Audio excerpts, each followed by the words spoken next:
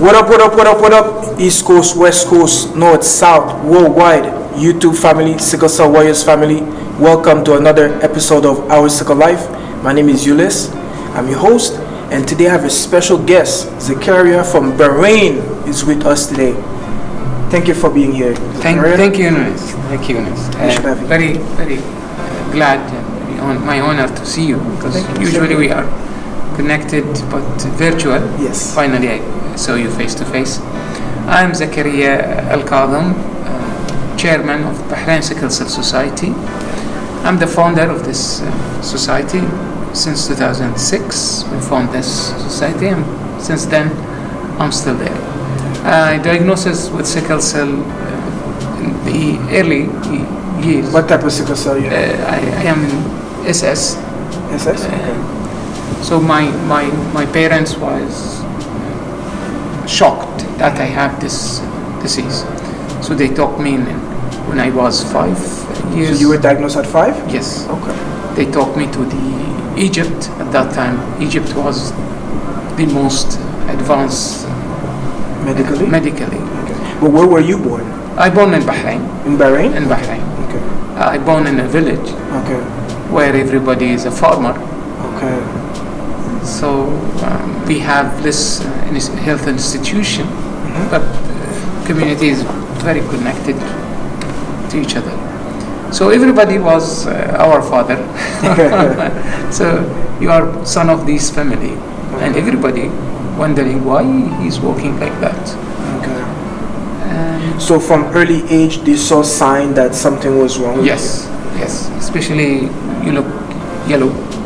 The yellow of the eyes. Yellow of the skin. Oh, the skin also. You walk something. You're tiny. You're small body. Yeah. You have a small structure. What's wrong with it? So they took me to the hospital, which is American Mission Hospital at that time. Okay. They diagnosed me as sickle cell disease, SS. So they thought, my parents, they thought that they will take me to the best doctors in the world, so they take me to Egypt. That doctor told them, this illness is not going to go. Oh wow. It will stay. And they told them that he may not survive until 6. So only 1 year. Yeah. So that's very bad news Yes. to receive, especially when you are away from the community and families. So then the journey started. Another doctor told my family that I'm not going to live until 18. Okay. So when I was 20, doctor told me you are not going to live 24. Okay. Then another doctor, when I was 38, he said, maximum you may, with your condition, you may live until 42. Okay.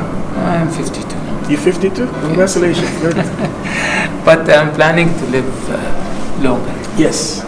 With happiness, success. Yes. And I found myself, I'm a good role model for all the sickle cell warrior in the Gulf and the Arab region, and especially for mothers. Yes. You give them hope. Yeah, because doctors told them that your kids will not survive, but every day they see me. Yeah. The social media. Okay, he lived long. Yeah. Then our kids will live as much he lived. So every day I see myself as I have a mission that to show them that still we will live, we will defeat this disease, and we will build our memory or happiness. So I want you to tell me a little bit about how was it for you growing up? So you were diagnosed at 5 years old, and then so you had to travel from Bahrain to Egypt, and then they give the diagnosis to your parents. Then you went to school, how did you, what was your journey between the time of the diagnosis till, let's say, adulthood, the beginning of adulthood? How was that for you? Did you have a lot of crisis? Were you hospitalized often? Did you have a lot of hospital stay? Were you sick a lot? Like, what was that experience for you? For that age, with less knowledge, you have less awareness about your disease. Yeah. And you see things, you cannot compete with your colleagues Yes. at the schools. You cannot play football, you cannot stand out for long hours or long time. You cannot compete with them. You miss classes and you miss exams. And the time that everybody is there to play the ground, I find myself in the library just to escape pushing and you know. At that So you age. always have to kind of like trying to catch up Yes. to what everybody else is doing. And I'm trying not only to catch up, I was trying to hide myself. Because Okay. I feel there is a stigma. Okay. He's a weak, especially when I was walking like this. Everybody's, this is my, Zakareya is, I don't know what they say in English, when I walk like this. So this is my You nickname. look disabled? Yeah, no, it is not disabled. It is something disabled, but it is the nickname. It become Okay. your nickname. Okay, yeah. So everybody not calling me Zakareya, they call me how I walk. Okay. Especially when you are 7, 8. This is very hard for me. Okay. So when I said I born in a village, purposely I say it just to show or to tell others how is the burden of the sickle cell, where doctor don't see, where the other community don't see. Village means there is no road, Okay. and you see we don't have. We almost live in a sand and a desert. That means there is no road and there is no greens. Okay. So when you walk, and you cannot walk properly, so all these The sand? comes like a smoke whenever you walk. Okay. So the people, when you walk in the village, they don't think that you are not able to walk properly. They think you are playing with the sand. Oh, okay. So this smoke will go to them because people they sit outside the house. Okay. So they will shout at you, hey you boy, you should walk properly. We will tell your parents, and they will scream at yourself, and the kids will call you by your nickname. Okay. So every day I go back to my mother and cry. All these scream at my face. These colleagues, boys. So everybody's picking on you? Yes. Yeah. So my mother told my father, we have to do something. You should walk properly. Do something. Again, he decided to take me to Egypt when I was 8. Okay. So he was it was very difficult for him. He cannot leave his business. Okay. And my mother, she cannot leave my brothers and sisters. She should take care of them. So they sent me alone to the Egypt for the treatment. Okay. That helped me a lot. What was the treatment? What did they do for you? I went for a hematologist, and he helped me with the vitamins, with some injections, and he gave me something to Strengthen your bone? strengthen the muscles. Your muscle? Okay. And he solved the problem, and he found that the flow of blood is very Was limited? limited. Then he found a cure for that. Okay. I walk since then properly. But I stayed in Egypt for 3 months. So the year after I stayed for 4 months. But that journey alone, I have to walk every week to the doctor, negotiate with him about my health condition, medication, what I should do, what should I do.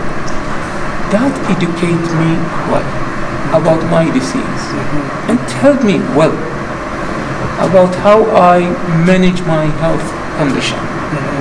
So this is reflecting my personality. Yes. So when I came back, I came someone different who can help even adult with sickle cell. I can talk about sickle cell more. What I found few people who knows about sickle cell. Even though we have it as a public health issue, nobody knows what is sickle cell exactly. So, question for you. When you talk about sickle cell, this is the English word. In Arabic, do you guys call it sickle cell as well? No, we call it sickler. Sickler. Yeah, but if you go in the other culture or nation, they may say sickler is like labeling. Okay. But in Bahrain, no. Sickler means this is his disease. Okay. They call it, they consider it as a name. Okay. But they don't consider it like stigma or something or labeling. No, sickler, this is the disease. Okay. Like somebody that have diabetes. Yes. So they doesn't mean that he is a sickler guy. No. Sickler, this is his disease. Okay. But nothing. So that's the diagnosis. Diagnosis. You is sickle. Yeah, he's sickler. So even if you go to the emergency, what he has sickler. Like what he has diabetes. But nothing more than this. Okay. So when other nation or cultures realize that we call sickle cell as a sickler, say, how you made it personal? I said, no, we don't take it as a personal. It is just a common word. Okay. So it depends on the culture. So our culture look at the sickle cell or sickler. It is not a stigma like that. Okay. Sorry. And in Arabic, what do you guys call sickle cell? In Bahrain, we call it sickler. But in Arabic, it is خلية الدم المنجلية أو فقر الدم المنجلي. Being translated as a red cell or sickle cell. Okay. It is the same. Okay. So it's the shape of the cell. Yeah. Okay. That's the word that they use in Yes. Arabic. Okay. So that's good. So basically, your experience going to Egypt from age 8 to how old were you when you came back to Bahrain? It was only for 3 months the first trip. Then the next journey it was 4 months. So I used to go only for during the school vacation. Okay. So I came back. So my father, he was planning to keep me there forever. But my mother refused. But that's also helped me because when I was alone, I have my own decision. So I was going to the library. At that time there is few television station, few entertainment. So the only entertainment or the most entertainment available is books. Okay. So you have to read. So especially in the Egypt culture, people they are writing and reading. That helped me also to improve the knowledge, not only about the sickle cell, it's about philosophies, if you read more, you will understand any difficulties in a mature level, because you know you are advanced in thinking or looking at these difficulties or challenges. So you don't feel that you feel very bad about having this disease. Okay. That will help you emotionally, because now you understand these difficulties doesn't mean you are the only one. That make you to see that each of us born with a challenge. Some of them born with the sickle cell, but others born with no parents, an orphan. Some of them born blind, some of them born So does that mean that you were able to channel this difficulty and looking at it in a perspective that this is what you've been given, but somebody else was giving a different challenge? Yes. So this is your challenge. Yeah, this is your challenge, this is your life. Mm-hmm. And the question started at that time, why? Mm-hmm. Yeah. I wanted to ask that question. So you were talking about you had brothers and sisters. So in your family, how many siblings do you have? Are you the only one with sickle cell? At that time, I was the only one. Okay. I think 10 years after, Mm-hmm. I had a brother with sickle cell, diagnosis with sickle cell. At that time, I was, my family know more. You know more about sickle cell? And myself helped him a lot. Is your brother is alive today? Yes. Okay. He helped me a lot. Okay. And how is sickle cell? Is it different than yours? Or? No, it is exactly the same. Okay. He starts his work at 5 morning. Mm-hmm.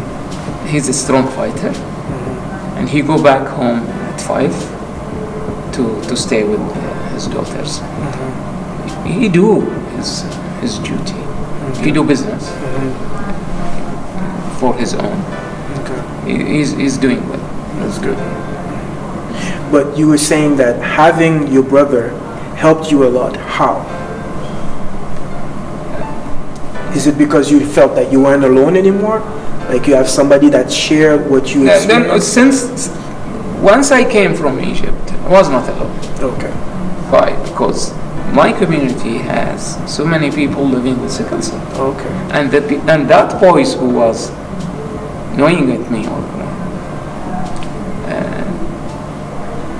calling me as disabled, calling me by nickname, Yeah. they started to call me by my name. Okay. I walk You were fine at that fine time. now. Yeah. Plus that, people with sickle cell, they start to come to me to educate them about what's happening to us. Okay. Is anything wrong? So when you tell them that nothing wrong, this is just a challenge, a normal challenge. I started to educate my teachers. Why you are not playing with others during the sport classes? You have to play, Yeah. but you have to give them an excuse why you cannot play football. Yeah. So that moment they know less about sickle cell. I go and speak to the teachers. So some of the, even who was in higher class, so at that time I was in class 4 or 5. So who's in class 7, he come to me, knock the door of my class, and excuse the teacher, you need me. And he take me to his teacher to explain what is sickle cell. Okay. So that made me like You became a spokesperson. From a about young age. about people who live with sickle cell. So that's mean you are advocate Yeah. in early Yes. At a early early age. age. Yeah. I didn't realize that I'm advocate, Yeah. but that helped me a lot. So every time my mother needs to go to hospital, I'm given her some medication, and she wants to know what is this medication. She give it to me. She thought that I know everything. Yeah. I know only few things about sickle cell, but she But you thought. had to learn more. So that made me to learn more about her disease, which is she is diabetes. So I started to read about it. At that time there is no Google, Yeah. there is no internet. Yes. Yes. You have to buy some books, and you have to question some doctors. And I found even doctors, they know less about diabetes Yes. at that time. So that made me to take the first step to see things, to read things about diseases. And that made me to understand that each of us born with the difficulties. Yes. That's given me a question, why and what is my mission? God created me for a mission. Some people will die and still they are struggling. Understanding what Why God created them? Nobody created by God. He created us for a purpose. Yeah. Each of single of us has a mission to do. Maybe a small mission, big mission, but all of them, they are important. They have a role to do. So the question was, what was my mission? As I said, some of the people will die still, they are struggling, they didn't knew what is their mission. I'm lucky. I met my mission in early age, and I know why God created me. Once I saw my colleagues, not my classroom, to call me for a help, is that the answer? Why? And still I was confused, I was not sure. Until the first year of my college. At that time I was proposing some girl. She is my classmate. I was doing medicine in India, and I found my classmate. I said to myself, she is the one. I shall propose her. So before I send my family, I will send my friend to ask her. Okay.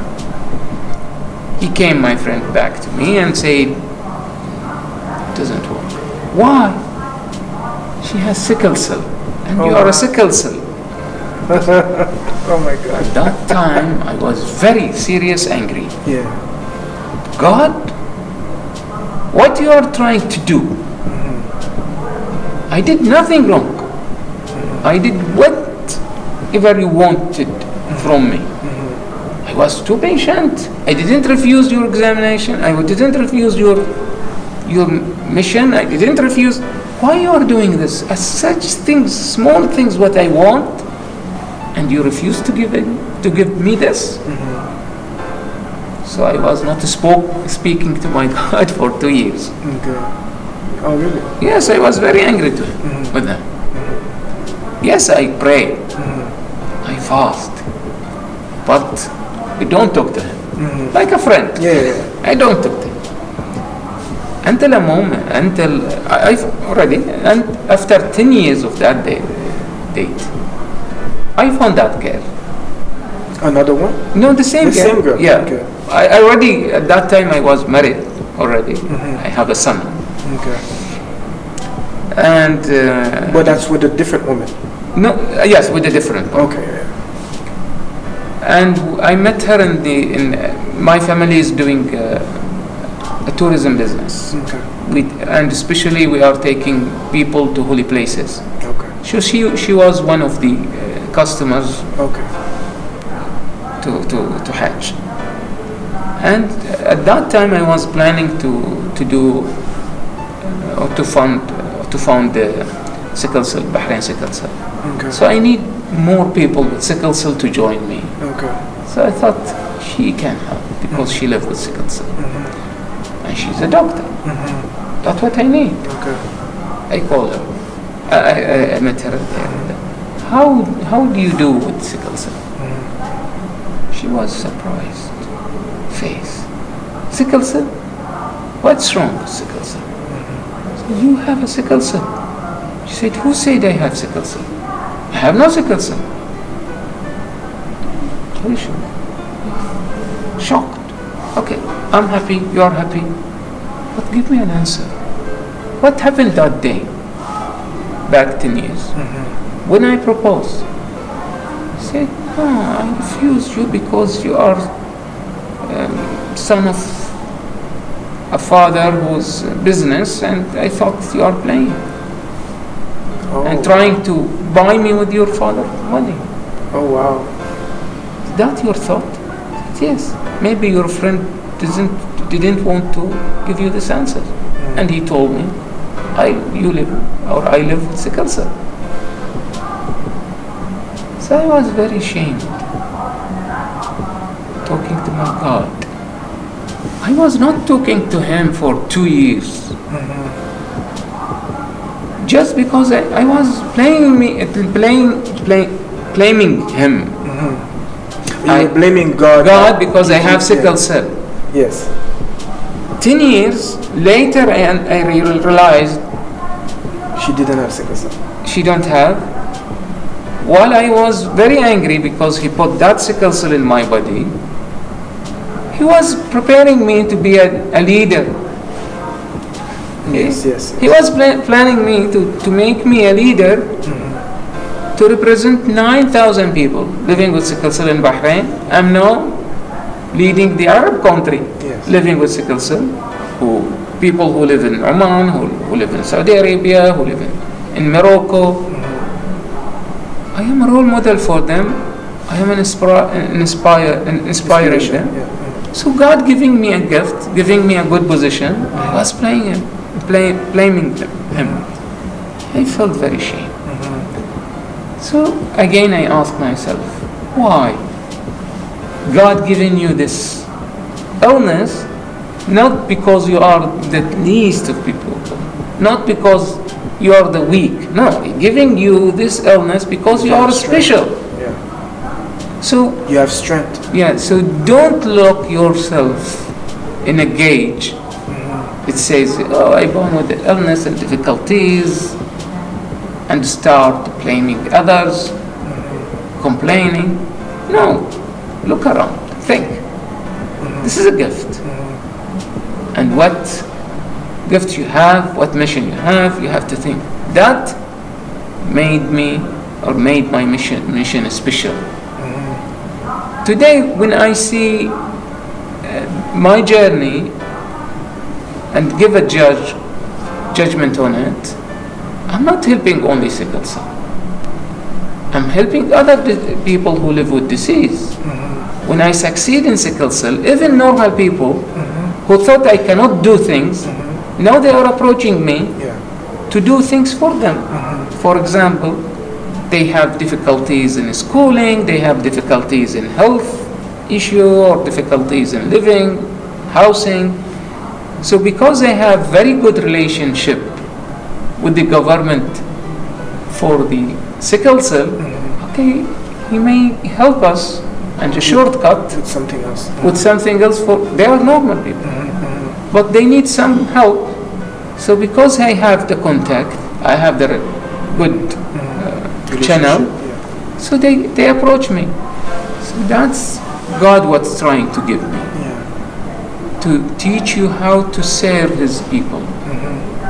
It's not about you, it's about the world. And you should thank God you were part of His universe, and you are doing something for a good. It's good, it's good.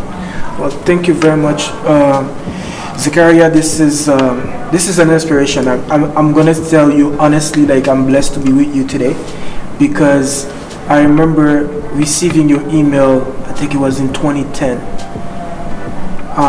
that you contacted the Sickle Cell Association of Ontario, and that's when the first connection with me and you started. And then we've done some webinars with different organizations over the years, and finally, that's like almost 20 years later, I'm able to meet you face to face. This is a real blessing, and you've been an inspiration for me. I'm 48 now, you 52, and you show me that it was possible to live like a fruitful life with sickle cell, and that don't look at it as a limitation. Like you said, you look at it as a gift, and then God gives you that gift as a mission to be able to serve His people, and to be like a voice for the voiceless. And from that day, you know, that helped me, because when I lost my brother, it was a very difficult time for me, because he had sickle cell, but he wasn't as sick as I was. So I was asking God, why not me? Why didn't you take me? Why you took him? Right? So that was a really difficult time, and doing the work helped me, grieve and understand that I'm doing the work, for God's glory, but also in my brother's name, in my brother's memory and legacy. So it was really a pleasure to have you today. I hope you guys were able to be informed with the information that we provide to you. Zakareya is an example, and I hope you guys can take something good about that. And until next time, thank you for tuning in, and see you guys at the next episode. Peace.